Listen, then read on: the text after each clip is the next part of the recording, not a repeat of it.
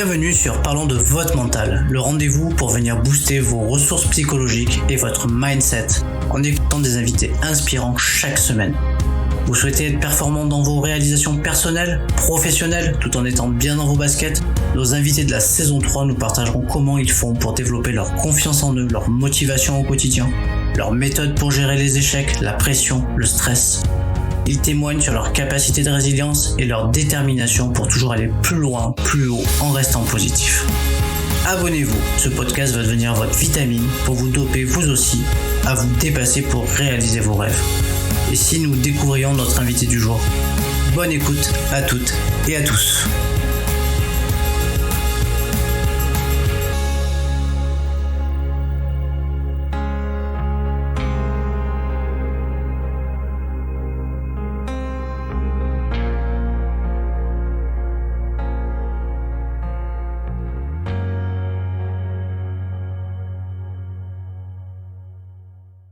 Bienvenue à toutes et à tous pour un nouvel épisode de Parlons de votre mental. Aujourd'hui, j'ai la chance d'aller à la rencontre d'une athlète, une athlète féminine de la Fédération française de boxe. Et j'ai la chance de pouvoir accueillir Wassila Kadiri. Bonjour tout le monde. Bon, je sais que j'ai un peu estropié ton nom quand même un petit peu, mais est-ce que tu vas-y, prononce-le comme ça, au moins je suis sûr que je raterai pas l'info. Comment tu prononces bien? Wassila Kadiri. Voilà. Bon, je vais m'entraîner pour les prochaines fois. Je suis ravi de t'accueillir sur le podcast. C'est toujours un grand moment pour moi d'accueillir des athlètes, et encore plus des athlètes féminines. J'aime bien les mettre en valeur, c'est important pour moi dans mon média. Et du coup, on va explorer un peu ton parcours, voilà, tout ce qui fait la dimension mentale, comment un peu t'es arrivé à ce niveau-là de pratique, tes ambitions, ce que tu prépares. Donc, est-ce que tu pourrais juste un peu te présenter brièvement, comme ça on sait un petit peu où t'en es, ce que tu fais. Je suis sportive de haut niveau en boxe anglaise. J'ai 27 ans. Je suis 7 fois championne de France, 2 fois médaillée de bronze au championnat d'Europe et médaillée de bronze au championnat du monde. Bon, c'est un super palmarès, ça. Bon, mais ça c'est super. Je sais que tu prépares quelque chose en ce moment, non? Alors, on a le premier tour à qualification pour les Jeux Olympiques qui a lieu dans même pas 20 jours maintenant. C'est fin juin. Et du coup, on est en pleine préparation. Ah ouais, c'est un moment hyper important, ça. Là, on est sur la dernière ligne droite. Ouais, je comprends. Et du coup, ça se passe comment ce stage alors? Plutôt pas mal. On est avec les Canadiennes, les Algériennes, on a les Colombiennes. C'est intensif, à la fois physique et technique. Du coup, j'en suis contente. Bon, génial. Alors, ce que je te propose, c'est que le podcast, traditionnellement, commence toujours par un petit portrait chinois. Rien de compliqué, rien de dur. Et ça va nous permettre un peu de dresser un petit peu ta personnalité et savoir un peu ce que t'aimes, ce que t'aimes pas. Et du coup, moi, je suis impatient de connaître tes réponses. Est-ce que t'es OK pour qu'on fasse ça? Ok. Allez, c'est parti. Alors, voici là. Si tu étais une couleur, quelle couleur serais-tu et pourquoi? J'ai droit à combien de réponses? Une seule? Alors, en principe, une, mais si t'en as une deuxième, allez, j'accepte.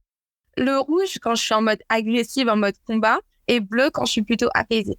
Donc là, tout de suite, j'irai rouge parce que j'ai bientôt un sparring. On aurait pu presque t'en donner une troisième, le blanc, ça fait bleu, blanc, rouge. Moi, mais je suis pas trop neutre. C'est vraiment Ouais, ok. très opposé. Ok. Si tu devais être un moment de la journée, lequel serais-tu? J'aime bien le matin. J'aime bien le matin. Ok. Et pourquoi spécifiquement le matin? J'aime bien me réveiller avec ma fille, prendre le petit-déj. Le matin, c'est zen.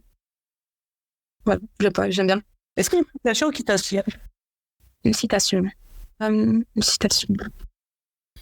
Avant chaque combat, je me dis pourquoi tu es là et pourquoi tu fais ça. Et je garde bien l'image en tête pour bien rester conscient. Ok, voilà, c'est un moment. Quelle est ta qualité principale pour toi? La persévérance. La persévérance, ouais. Il en faut. Après, je crois que c'est la qualité, j'ai envie de dire, commune à de nombreux athlètes et surtout qui sont en quête on va dire, de leurs objectifs, du trophée ou de ce qu'ils visent, quoi. La persévérance, c'est à force de persévérance, comme on dit, de travail, on récolte les fruits. C'est quoi ton principal trait de caractère? Je dirais émotive. Émotif. Quel est ton réseau social préféré et pourquoi? Je dirais Instagram, parce qu'on y retrouve de tout et vraiment, il y a du contenu à la fois sur les vidéos, à la fois sur les photos. on peut trouver autant de motivation, autant que on va dire, des intérêts un peu plus loisirs, sur la cuisine ou sur les voyages. C'est vraiment... Ouais, c'est varié, il y a plein de trucs. C'est vraiment très varié. Ok. Et une petite dernière pour clôturer sportif chinois. Si tu devais choisir une personnalité qui t'inspire, tu choisirais quelle personnalité? Une personnalité. Après, c'est pas forcément quelqu'un de connu, ça peut être quelqu'un de ton entourage, ou un ancien sportif, ou... Je réfléchis. Je m'inspire de plusieurs personnes. Et mais de là à dire une personne en particulier. Alors, de qui tu t'inspires alors? C'est quoi tes gagnants? J'aime bien la persévérance de mon entraîneur. À chaque problème, il trouve une solution. Et il ne voit pas le problème en soi, il trouve plutôt la solution. Ouais, tu peux nous rappeler ton entraîneur? Abadila Alap. Ok. Après, j'aime bien la fibre un peu commerciale de Riba Hayati. Elle est très sociable avec les gens, elle est ouverte, elle a un bon cœur.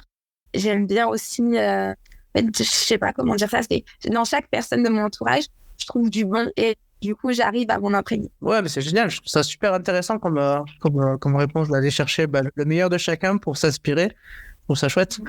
C'est chouette. Bon, ben super. Écoute, on a fait le tour du petit portrait chinois. Tu peux nous parler un peu de ton parcours pour arriver là où tu en es aujourd'hui? Alors, j'ai commencé la boxe à 15 ans. J'ai commencé par ce qu'on appelle de la boxe éducative. C'est vraiment pour apprendre les bases. On n'a pas le droit de se faire mal. C'est vraiment de la touche. J'ai été championne de France directement la première année. Suite à ça, je suis rentrée en équipe de France junior. Et après, j'ai fait mes marques petit à petit. J'avais pour objectif de faire les Jeux en 2016, mais je perds au championnat de France contre Sarah Ouramine. Elle fait médaille d'argent aux Jeux. Après, du coup, je garde mon objectif de faire les Jeux. Je rate la qualification pour les Jeux de Tokyo, mais tout en progressant, tout en évoluant à la fois dans ma mentalité et dans mon parcours sportif. Et aujourd'hui, je vise Paris en 2024 et je me sens bien dans mon projet. Entre Tokyo et Paris, j'ai eu une pause grossesse.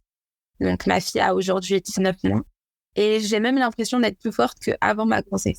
Justement, c'est une source de motivation et ça m'a rendue plus forte. Donc, quand on a des enfants, on est obligé en plus d'optimiser encore plus son organisation pour s'entraîner, pour gérer, pour faire plein de choses. Ouais, c'est beaucoup d'organisation. Mais justement, après la grossesse, on a l'impression d'avoir pris tellement de retard qu'on met les bouchées doubles et au final, on se surpasse. Okay, c'est intéressant d'avoir ce point de vue féminin. C'est pas évident, en fait, quand on revient de grossesse, certainement, pour se remettre. Oui, c'est sûr. C'est vraiment pas évident. Surtout que pendant ma grossesse, j'ai pris 30 kilos, sachant que la boxe, c'est un sport à catégorie de poids. Il a d'abord fallu que je perde tous mes kilos, puis après que je retrouve un niveau initial pour après aller plus loin, justement. C'est tout un schéma et... Ouais, après dépasser. Ça demande beaucoup de travail et puis de force mentale pour pouvoir revenir au point initial où on était, quoi. Voir le surpasser, du coup. Oui. Avec le recul, comme je te disais, qu'est-ce qui t'inspire ton parcours? J'ai grandi dans la boxe, j'ai commencé la boxe très jeune et depuis l'âge de 15 ans, je voyage un peu partout dans le monde. J'ai appris à connaître différentes cultures, à me sociabiliser. Je trouve que c'est un beau parcours, en tout cas un beau parcours de vie et j'en suis très fière. Et justement, de quoi tu es le plus satisfaite aujourd'hui? Je suis satisfaite d'avoir rencontré de personnes formidables autour de moi. Et au fur et à mesure des années, c'est plus que, par exemple, mon entraîneur ou une personne qui nous aide beaucoup au club, qui s'appelle Tonton Inès et sa femme, Tata Baya. C'est vraiment des personnes en or et c'est devenu plus qu'un cercle entraîneur-entraîné. C'est devenu une famille. Et c'est vraiment ça dont je suis le plus fière. Si je te dis rendre possible l'impossible, est-ce que cette phrase, elle te parle? Bien sûr. C'est vraiment la phase type du sportif. Quand je suis revenue de grossesse, même pendant ma grossesse, on n'arrêtait pas de me dire « Voici là, la boxe pour toi, c'est impossible, c'est fini, c'est une fin de carrière. » Et aujourd'hui, j'ai hâte de revoir toutes les personnes qui m'ont dit ça, de leur dire « Votre impossible à vous, c'est possible pour moi. » Ne pas écouter justement les phrases des personnes négatives. Justement, on va y revenir dessus après sur le regard des autres. On va en parler. Alors, on va parler de mental. Si tu devais définir le mot mental, comment tu le définirais, toi, Wassila? Comment tu le définis? Le mental, c'est quelque chose qui est très présent chez un sportif. C'est quelque chose que l'on travaille autant que sur l'aspect physique ou l'aspect technique. C'est vraiment pas à négliger. Donc, le mental, c'est On peut progresser mentalement autant qu'on peut progresser physiquement. C'est quoi pour toi une boxeuse qui a un bon mental? Comment tu la décrirais? Et une boxeuse qui est persévérante, qui travaille dur, qui est aussi fair play. Ouais, c'est ça. Qui persévère. C'est en quoi elle consiste ta préparation mentale aujourd'hui? J'ai pas spécialement de préparateur mental, mais c'est mon entraîneur qui me connaît et qui sait comment me parler à un certain stade de la préparation. Et du coup, qui me formate un peu à la compétition, je dirais. Mais j'ai pas de préparation mentale spécifique. Bon, après, parfois, il n'y en a pas forcément le besoin, hein, en fonction des sports, de ton parcours. Enfin, voilà, après, il y a toujours des choses qui peuvent être faites. En fait, ça dépend beaucoup des parcours aussi. Donc, il n'y a pas des choses que tu fais, sans parler de préparation mentale, il n'y a pas des routines, des choses que tu fais assez régulièrement et qui te préparent mentalement? Non. Après, dans les vestiaires, avant un combat, j'ai tout le temps les mêmes routines, tout le temps les mêmes gestes. Peut-être que ça peut me mettre dans une bulle, justement. Mais je vois pas ça comme de la préparation mentale. Je vois plus ça comme optimiser le temps pour être dans de bonnes conditions. Ouais, c'est une routine. C'est une routine de concentration. Oui, c'est ça. Routine de concentration, mais ça rentre dans les outils de la préparation mentale. Souvent, on fait des choses et ça rentre dans les outils. Alors, on va parler de confiance. Comment elle s'est construite, ta confiance? Est-ce que c'est quelque chose qui s'est construit avec le temps? Comment tu as intégré le droit à l'erreur par rapport à tout ça aussi? Je dirais, à force de persévérer, de voir de quoi je suis capable, à force de... Ça vient petit à petit. J'en suis pas au stade où j'ai totalement confiance en moi, mais en tout cas, je suis consciente de mon niveau. Du coup, ta confiance, elle se construit avec le temps, au gré des expériences et de tes réussites et de tes apprentissages. Oui, c'est exactement ça. Et comment tu te situes par rapport au droit à l'erreur? Comment tu fais pour garder confiance quand tu as un échec? Il faut comprendre son erreur pour pas que ça se reproduise. Et une erreur ne signifie pas que avec une erreur, on ne peut pas se remettre tout en cause. Ça arrive à tout le monde de se tromper. Il faut juste comprendre son erreur pour aller de l'avant. On ne peut pas tout remettre en question pour un pas de travers. On revient sur le regard des autres. On en a parlé juste un petit peu avant. Du coup, tu disais qu'il y avait des gens qui ne croyaient pas en fait dans ton retour. Oui. Comment tu as fait pour t'affranchir du regard des autres et malgré tout aller de l'avant? Ça a été une source de motivation pour moi. Après qu'on m'ait dit ça, le lendemain, je retournais à la salle et j'étais énervée. J'avais juste envie de leur prouver qu'ils avaient tort. Et le fait que moi, je puisse croire en moi, ça m'a aidé. Il y a quand même des personnes qui ont cru en toi. Oui, bien sûr. Il n'y avait pas que du négatif. Okay. Mais par contre, il y avait eu quand même des gens qui croyaient pas dans ta capacité à revenir au plus haut niveau après une grossesse. Oui, bien sûr. Et aujourd'hui, comment tu te sens par rapport à ça? Je me sens bien. Enfin, c'est toujours dans un coin de ma tête, mais c'est des personnes que je vois rarement, ou c'est des personnes... Mince, comment dire ça? Comment je me sens dans ma tête? Ouais, en fait, en gros, c'est que tu as quand même réussi aujourd'hui ton objectif. C'est-à-dire que cet objectif, c'est d'être au-delà de la forme que tu avais avant d'être enceinte et aujourd'hui en capacité en tout cas d'aller vers ton objectif qui sont les Jeux Olympiques. Alors, c'est vrai que les personnes qui ont été négatives avec moi, ça a été une source de motivation, mais c'est pas non plus ma source principale. C'est-à-dire que je me concentre sur moi et mes objectifs. J'essaye d'évoluer étape par étape. Et j'en suis pas encore au point final, donc il y a toujours des étapes à franchir. Ouais, c'est comme gravir une montagne. Oui. En peu de temps, il faut beaucoup grimper avant de voir comme on dit, avant de voir le panorama quand on est tout en haut. Est-ce que tu as des astuces pour rester positive au quotidien? C'est vrai que j'ai tendance à voir le bon côté des choses, donc j'ai pas d'astuces en particulier. Je dirais s'entourer de bonnes personnes, travailler dans la joie et la bonne humeur et voilà. Toujours penser étape par étape, ne pas de brûler les étapes justement pour arriver à ses fins. Alors, on va parler de motivation. Donc ça, c'est... Alors, est-ce que tu as des trucs pour te motiver? J'ai un esprit assez compétitif. Donc, déjà, juste la compétition, le jeu, ça va me motiver. Est-ce que tu te fixes des défis? Oui, bien sûr. Ouais. Quel type de défi tu te fixes, par exemple? On va dire, imaginons qu'on soit sur une piste, que je dois faire un 800 mètres en 3 minutes. Et ben, je me dis, aujourd'hui, tu fais en dessous des 3 minutes. C'est 2,50. Je me donne des objectifs à chaque exercice, pour justement me dépasser à chaque fois. Alors, selon toi, est-ce qu'il faut avoir un plan pour réussir? C'est vrai que j'ai tendance à tout planifier, mais c'est jamais comme prévu. Donc, je dirais avoir un point de départ et un point d'arrivée et se rendre compte que le chemin ne va pas être aussi linéaire que prévu. Donc, un plan, mais modifiable. On va parler un peu de la gestion des émotions. Comment tu te situes par rapport à ça? Est-ce que ça t'est déjà arrivé d'avoir à gérer de la pression? Oui, bien sûr.